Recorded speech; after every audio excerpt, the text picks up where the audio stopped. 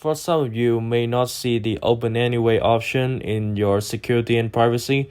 That means you didn't turn off your gatekeeper and SIP before you go through this process. So I'll leave the link in the description, show you how to do that, and make sure you go through that first and then go back to this process and try it again. You should now get off from this error.